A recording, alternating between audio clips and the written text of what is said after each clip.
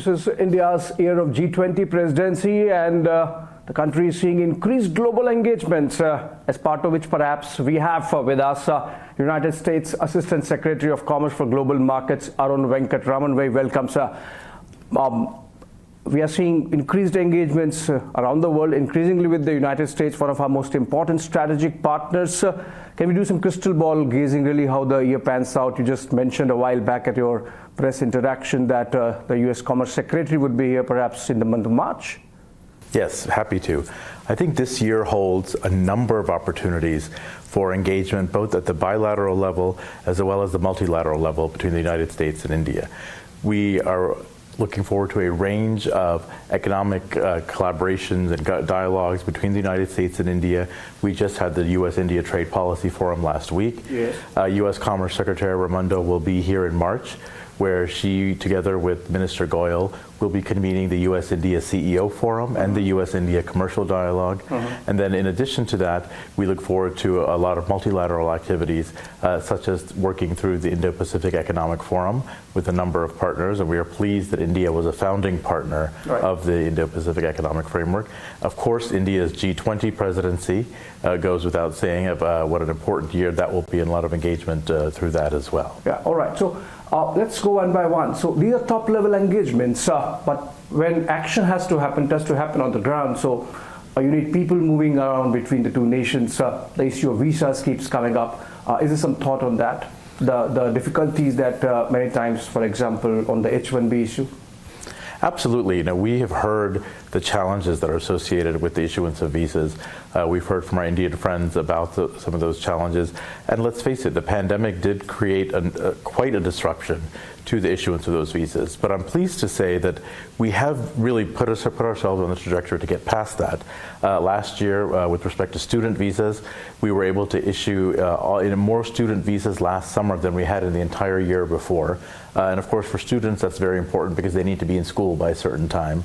So we were really pleased to be able to focus on that and get that done. With respect to H-1B and L visas, we were also able to make significant progress. And in fact, in 22, we were able to adjudicate more H-1B and L visas than we had done in 2019, which of course was before the pandemic. So we're on the path to getting back to where we want to be. We're not there yet. There's more work to do. We have doubled the hiring of staff to address the visas, and we're looking forward to making more progress on that issue. All right. So you mentioned pandemic recovery. You know, the economic recovery is still sort of fragile, and while in some pockets inflation is cooling, and that can have even further recessionary impact.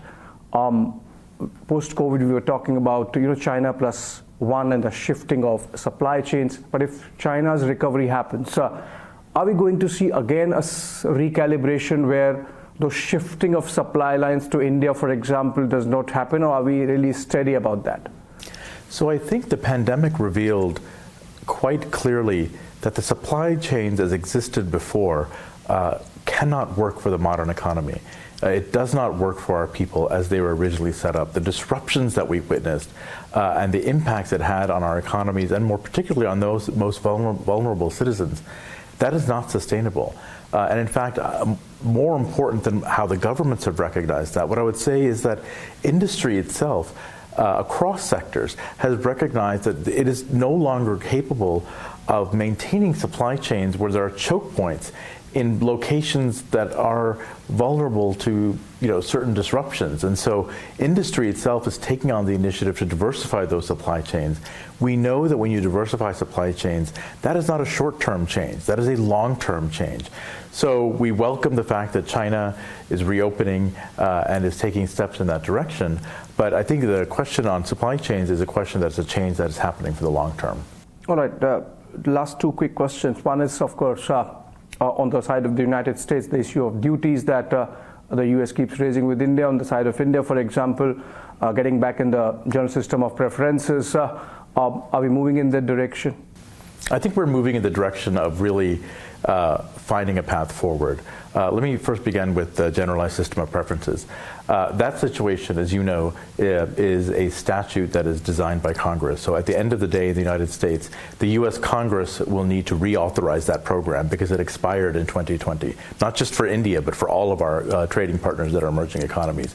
So we're working with Congress to promote the reauthorization of that GSP program, and we'll work with India to ensure that it meets the eligibility criteria that Congress includes in that program.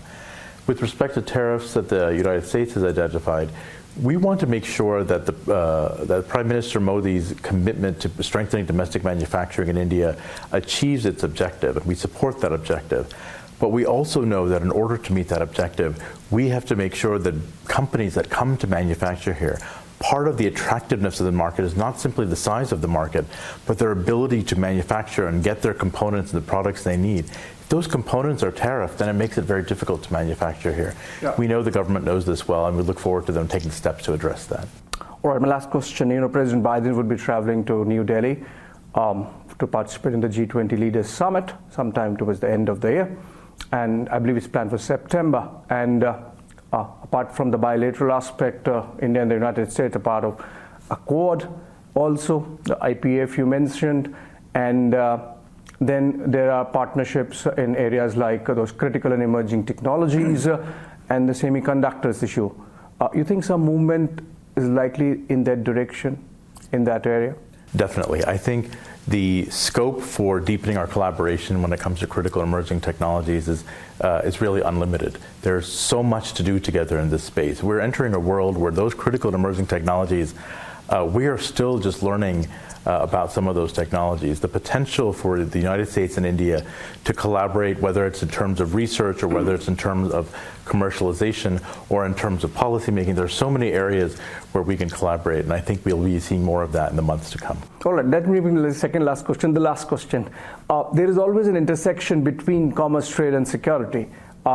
Has there been some component of the dialogue that you are having in New Delhi on that aspect? Because security and the Indo-Pacific and the coming together of the geoeconomics and the geopolitics, they're very important aspects. Yes. I think as we engage the Indian government, we are very much attuned to both of us incorporating security into our economic policy making. What we've seen after the pandemic and what we've seen in recent years is we need to do more of that, not less. We need to be precise about where we have security interests or implications and have policies that address those particular challenges without unnecessarily inhibiting economic activity. But the security component is very key, and I'm proud to say that we are greatly expanding our security collaboration with India in a number of areas. Thank you so much, Assistant Secretary. Yeah, thank you so much. It's a pleasure. Thank you.